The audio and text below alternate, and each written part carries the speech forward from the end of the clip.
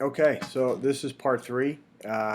Hopefully, this is the final part. We'll see how quickly I can move through the next series of questions.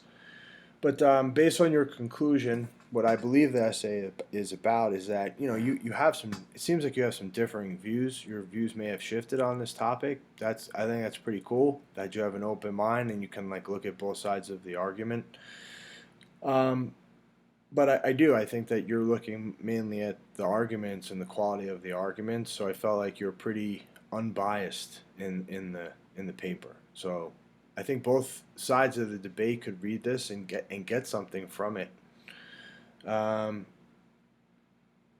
again, going back to your introduction, I do think you reinforce what your thesis is and what you set out to do. The next question is, after reading the essay, why should the audience continue to care about these ideas and how do they fit into the big picture of life and the world? Again, to me, this is one of those topics that's going to be in the news. It's not going away. So people can either choose to be informed or not. How it affects my life, personally, debatable. I think it's an important topic that we need to look at. I don't lose sleep over it myself, but I do think that's something that we need to look at more seriously as time goes on. Does the conclusion maintain the right tone of voice for the purpose of the essay?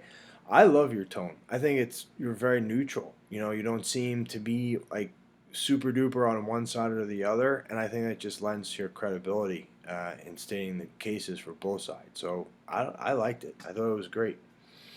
Does the conclusion end in a way that's satisfying to the reader? It's not unsatisfying. I mean, look, you could go out there and be a little stronger at the very end as to what side of the debate you feel like you land on. Um, I think you're a little. It felt a little in the middle, but again, I don't think that's a bad thing.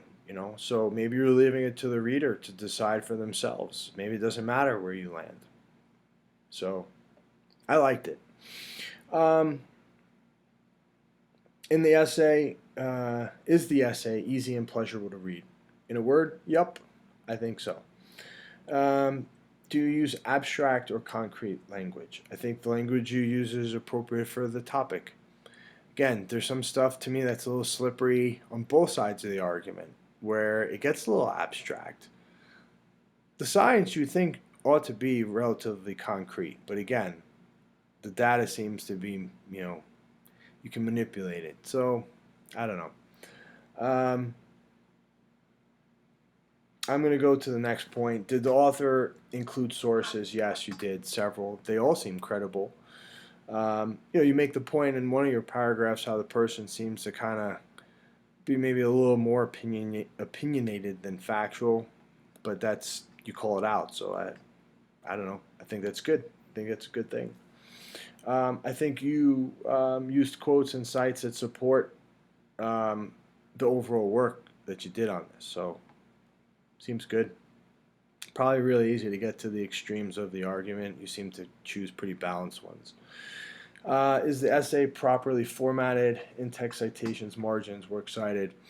Uh, kind of buzzing through it. It looks good. There were some spelling, maybe you could even say grammatical errors, but we're not really looking to grade harshly on that here in the rough draft, right? So I'm sure you'll catch that. Um, I'm just scrolling down. I'm looking at your paper right now. On works cited, double check the spacing. Again, I had this on the first review I did. It may be the way my Word is opening up some of these files, but you might have some weird spacing stuff happening in your works cited. Also, the way you titled, um, it looks like it says word cited, but again, that's I'm sure you're going to catch that in your final draft. So probably wouldn't sweat that too much. Just get it fixed. Other than that, of all the papers that I looked at, I guess I would say yours may be the most balanced. Where it's again like there's good flow, good mix of it's just like a pretty neutral argument. Seemed pretty reasonable. You didn't over explain, you didn't under explain.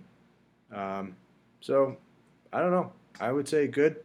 Obviously you're going to make the edits that you see fit, and Professor Newland is going to give you awesome feedback. But I hope what I shared with you here is helpful, and I hope these videos were not too painful to watch. So have a great evening and have an awesome week. Bye.